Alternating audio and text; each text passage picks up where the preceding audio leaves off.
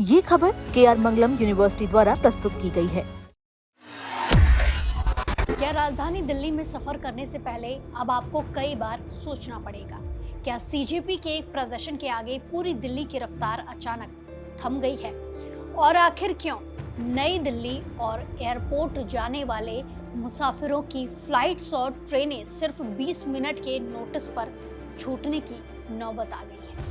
जरा सोचिए, आप एयरपोर्ट या रेलवे स्टेशन के लिए अपने घर से वक्त पर निकलते हैं, लेकिन अचानक आपको पता चलता है कि जिस मेट्रो स्टेशन से आपको इंटरचेंज लेना था वो बंद कर दिया गया है।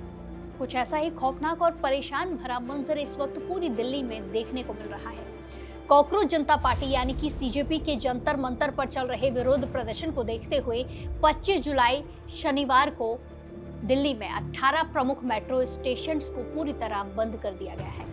आइए जानते हैं आखिर जमीन पर इस वक्त कैसे हालात हैं और आम जनता को किन मुश्किलों से गुजरना पड़ रहा है। दिल्ली में सीजेपी का प्रदर्शन अब सिर्फ एक आंदोलन नहीं रहा है, बल्कि इसने पूरे दिल्ली की लाइफलाइन यानी कि दिल्ली मेट्रो का चक्का जाम कर दिया है।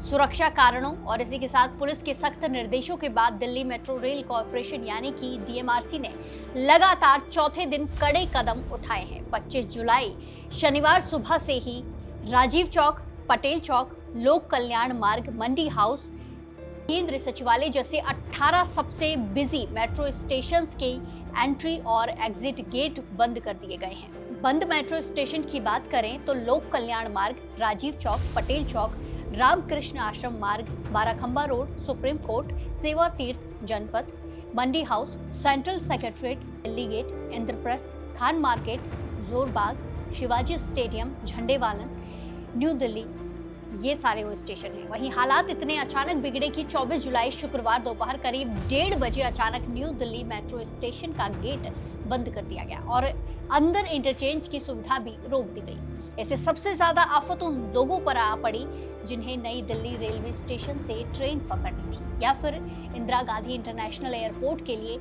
फ्लाइट लेनी थी। मालवीय नगर से आ रहे अर्जुन पांडे जैसे कई यात्री लक्ष्मी नगर में फंसे रह गए क्योंकि उन्हें मेट्रो बंद होने की जानकारी महज 20 मिनट पहले मिली थी। सड़कों पर कैब नहीं मिल रही है। लोग भारी भरकम सामान लेकर स्टेशन के बाहर सुरक्षा कर्मियों से गुहार लगाते नजर आ रहे हैं। दूसरी तरफ गाजियाबाद से आए दिहाड़ी मजदूर अमित कुमार जैसे आम लोग पटेल चौक स्टेशन के बाहर सुरक्षा बलों से सिर्फ एक ही सवाल पूछ रहे हैं, जब सब बंद रहेगा तो हम अपने परिवार के लिए 2 वक्त की रोटी का इंतजाम कैसे करेंगे। हालांकि शुक्रवार शाम करीब 5:28 पर मंडी हाउस और केंद्र सचिवालय जैसे कुछ स्टेशंस को कुछ देर के लिए खोला जरूर गया था, लेकिन शनिवार को फिर से 18 स्टेशंस पर ताले लटके हुए हैं। इसी बीच सुरक्षा व्यवस्था को बनाए रखने के लिए केंद्र सरकार ने सीआरपीएफ की 10 और अतिरिक्त कंपनियां दिल्ली में तैनात कर दी है। पूरे जंतर मंतर और लुटियंस दिल्ली को छावनी में बदल दिया गया है।